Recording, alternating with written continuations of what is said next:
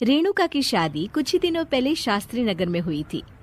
रेणुका बहुत ही आलसी लड़की थी। वो दिन भर बेड पर सोती रहती या फिर मैगजीन पढ़ती रहती और घर के काम भी धीरे धीरे ही करती। एक दिन उसकी सास उसके पास आती है। बहू, आज बेसन का चिला बना दे, बड़ा मन कर रहा है। हाँ मम्मी जी, बनाती हूँ थोड़ी देर में। थोड़ी देर में? अरे थोड़ी देर में तो रात के खाने का वक्त हो जाएगा बहू। अच्छा मम्मी जी, तो फिर आप रात का खाना ही खा लीजिएगा ना। हे भगवान, कैसी आलसी बहू मिली है मुझे, हर काम को बस टालती ही रहती है। रेणुका दिन भर बस आलस पना ही करती रहती। एक बार रात के खाने पर सब बैठे हैं तो रेणुका का पति कहता है, अरे ये क्या, आज फिर से करेला? रेणुका, हफ्ते में तीसरी बार ऐसा हुआ है कि करेला बन रहा है। कुछ भी बना लिया करो। अरे इतनी सारी सब्जी मिलती है मार्केट में। हाँ, पर अब कौन मार्केट जाए और सब्जी लेकर आए, इसलिए जो था घर पर वही बना दिया। बहू, फ्रिज खोल कर देखती तो पता चलता कि सारी सब्जियां रखी होती है, पर तुम्हारा आलसपन खत्म हो तो तुम्हारी नजर जाए ना।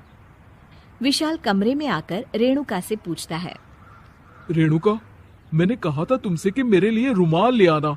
मेरे सारे रुमाल खराब हो गए हैं। तुम ले आई क्या? आज नहीं गई, कल ले आऊंगी। ओफो, पिछले 4 दिनों से मैं यही सुन रहा हूँ।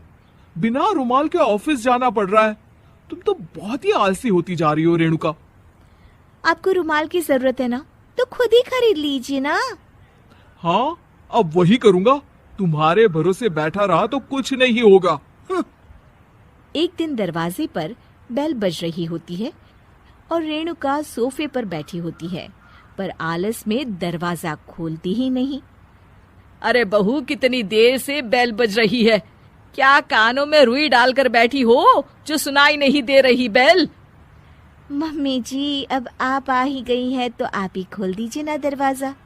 क्यों मुझे ताना मारकर और देर कर रही हैं? अरे वाह, उल्टा चोर को तवाल को डांटे।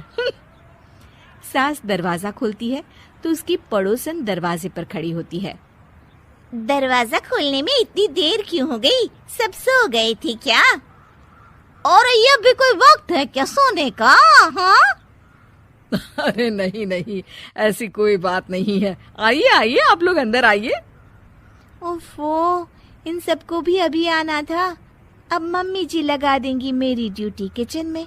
बहू पकोड़े तल दे, बहू चाय बना दे। अरे बहू, सो गई क्या? कब से आवाज दे रही हूँ, जा चाय बना कर लिया। हाँ मम्मी जी, अभी जाती हूँ थोड़ी देर में।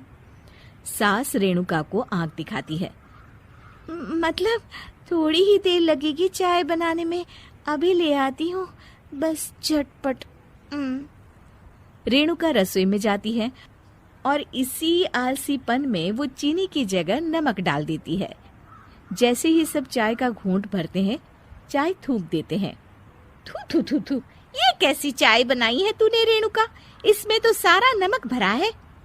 हाँ, और ये पकोड़े, इसमें इतनी मिर्च है कि मेरी तो हालत ही खराब हो गई खाकर।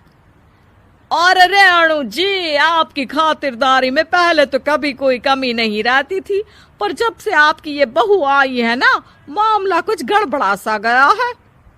हाँ हाँ, जहाँ आप इतनी एक्टिव हैं, वहीं आपकी बहू एकदम आलसी, एकदम राम मिलाई जोड़ी लगती है।